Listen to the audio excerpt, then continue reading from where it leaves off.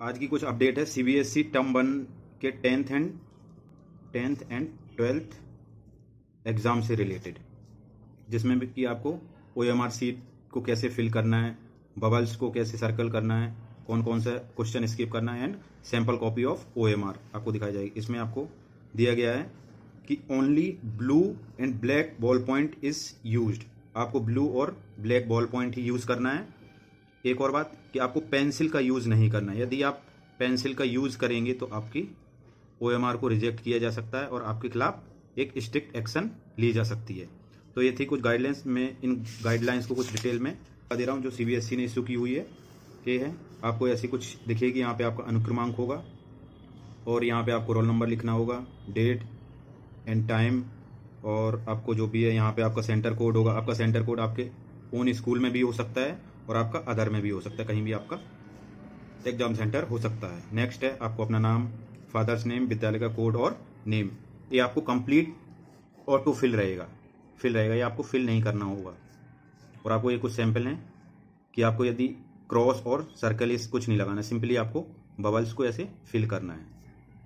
Next जो circle दिए हैं ये आपको रिस्पॉन्स सर्कल्स में भरना है एंड ऑल्सो आपको बॉक्स में भी भरना है। बट किसमें? ABCD किसमें? स्मॉल लेटर्स में आपको भरने हैं। या आपको स्मॉल लेटर्स में भरने हैं। Capital letters are not allowed. Capital letters में आपको फिल नहीं करना है। हाँ, ये आपको रिस्पॉन्स का बबल है, स्टार मार्क है और ये हैज है। इसमें आपको उसको सर्कल करना है जो क्वेश्चन आपने छोड़ना है। जिस क्वेश्चन को आप अटेम्प्ट करना नहीं चाहते आप उसको सर्कल कर देंगे तो वो क्वेश्चन आपका चेक नहीं होगा और आप अदर को फिल कर सकते हैं। सिर्फ आपको आपके पेपर में सिर्फ एक लाइन ही लिखनी है सब्जेक्टिव, वो है all particulars given above are correct. सिर्फ ए लाइन आपको एग्जाम में लिखनी और सिर्फ आपको बबल्स भरने हैं। तो ये जो सैंपल कॉपी जो सीबीएसई ने इशू की हुई थी, ये इन्विजिलेटर यहाँ आपको अपने साइन करने हैं और यहाँ पर भी आप कुछ भी नहीं करना है। दिस एरिया फॉर इन्विजिलेटर, किसके लिए? इन्विजिलेटर के लिए। ठीक है, तो अब हम बात कर लेते हैं सीबीएसई टर्म 1 के कुछ इंपॉर्टेंट इंस्ट्रक्शंस। किसके लिए? 10th एंड 12th क्लास के स्टूडेंट के लिए। आपको स्ट्रिक्टली बोला गया only blue and black ball point he use करना है। ध्यान से आप ऐसा पेन लेके जाएं जो थोड़ा डार्क हो एंड अच्छे से बबल फिल कर सकें। और पेंसिल का आपको बिल्कुल भी यूज नहीं करना है। पेंसिल नहीं यूज करना है कैसे भी, किसी भी हाल में। और आपको जो बबल्स फिल करने हैं, रिस्पॉन्स देना है, आपको स्मॉल लेटर्स में देना है। और एक बॉक्स होगा, उस बॉक्स में भी आपको सर्कल भी करना है और बॉक्स में भी भरना है। ये दोनों काम करने हैं। अब हम बात कर लेते हैं कुछ टाइमलाइन। टाइमलाइन क्या है कि आपको 9:45 टू 10:45 तक एग्जाम सेंटर में एंटर करने की परमिशन है। उसके बाद 10:30 टू 10:45 तक आपको एग्जामिनेशन रूम, जो आपका एग्जामिनेशन रूम है, उसमें आप एंट्री करोगे। उसके बाद आपको अलाउ नहीं है। आपको भले ही आपका सेंटर आपके सेम स्कूल में क्यों ना हो जिसमें आप पढ़ते हो, तब भी आपको अलाउ नहीं किया जाएगा। उसके बाद 10:45 टू 11 आपके एडमिट कार्ड, सिटिंग आपकी कहाँ है, और आपको एग्जामिनर चेक भी करने आएंगे कि आप, ऐसा तो नहीं है कि आप चीटिंग करने के लिए कुछ मटेरियल लेके आए हो या कुछ अदर आइटम्स हैं, इलेक्ट्रॉनिक गैजेट्स। ये सारी की सारी चीज़ें चेक होंगी कि आपके पास कुछ तो नहीं। यदि कुछ पाया जाता है तो आपको वापस एग्जामिनेशन सेंटर से बाहर रखने के लिए बोला जाएगा।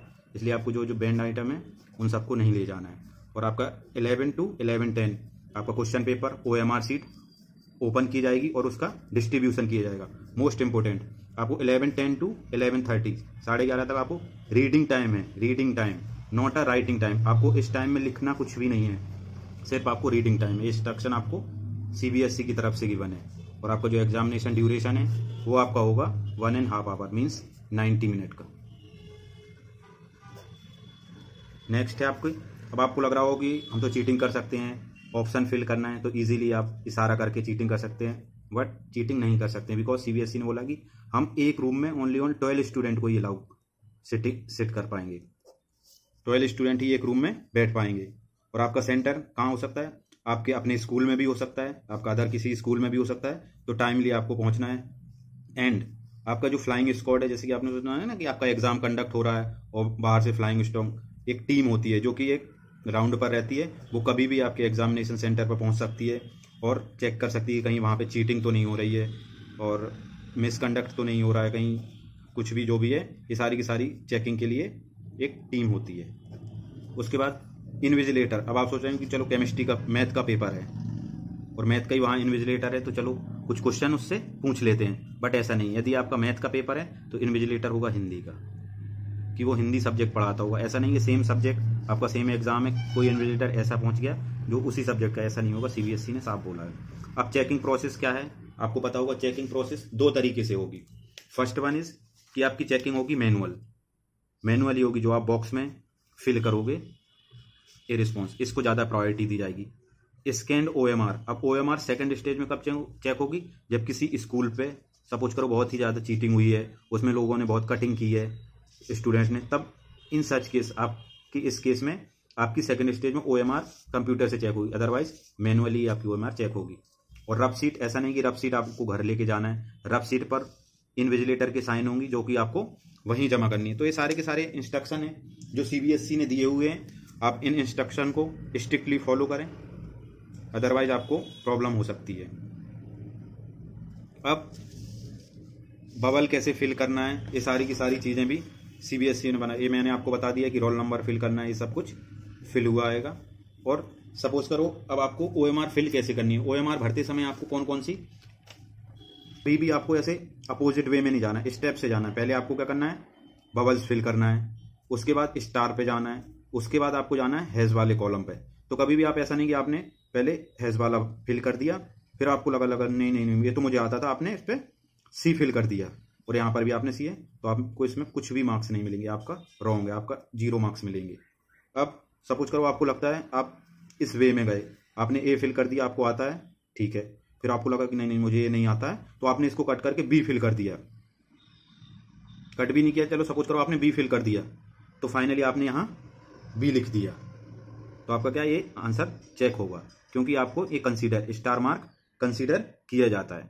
अब नेक्स्ट सपोज करो आपने B फिल किया, आपको अच्छे से आता था, फिर आपको डाउट लगा कि चलो अरे ये तो गलत है, तो गलती के केस में आपने इस पर क्रॉस लगा दिया और फिर आपने D फिल कर दिया और यहाँ भी D फिल कर दिया, और फिर आपको लगा अच्छा D नहीं था B ही था, फिर आपने क्रॉस करके B फिल कर दिया, तो इसमें आपको 0 मार्क्स मिलेंगे, ये आपको क्वेश्चन चेक ही नहीं होगा। ऐसी कटिंग आपको बिल्कुल भी नहीं करनी है।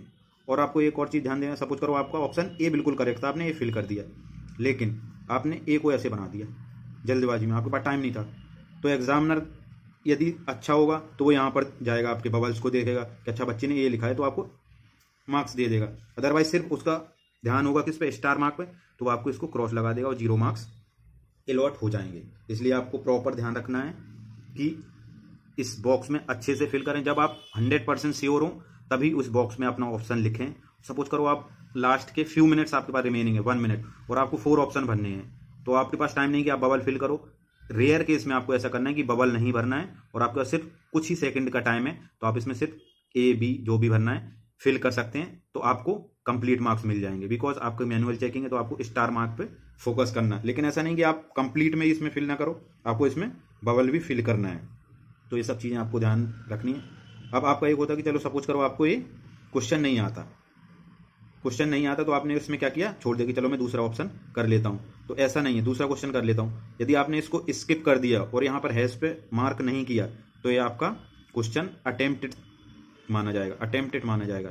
क्यों, CBSE ने बोला है कि जो हैज मार्क क्वेश्चन हैं उनको फिल कर दोगे आप, तो ये एज्यूम किया जाएगा कि आपने अटेम्प्ट नहीं किया। अदरवाइज आपने कंप्लीट ब्लैंक छोड़ दिया तो ये क्वेश्चन आपका अटेम्प्टेड माना जाएगा, बट आपको मार्क्स मिलेंगे कितना, 0 मार्क्स आपको दिए जाएंगे। तो ये सारी की सारी कुछ गाइडलाइंस हैं जो आपको बबल्स और ये सब, तो आपको मेन फोकस करना है हैज मार्क्स पे, और जो ऑप्शन आप फिल कर रहे हो उनको अच्छे से फिल करना है और स्मॉल लेटर्स में ही फिल करना है, स्मॉल लेटर्स में, जैसे A B C D। A और D फिल करते समय आपको बिल्कुल सावधानी से ही फिल करना है, अदरवाइज आपका आंसर गलत हो सकता है, क्योंकि एग्जामिनर इस पे स्टार वाले बॉक्स पे फोकस करेगा। यदि आपको जानकारी अच्छी लगी हो तो चैनल को शेयर एंड सब्सक्राइब जरूर करें।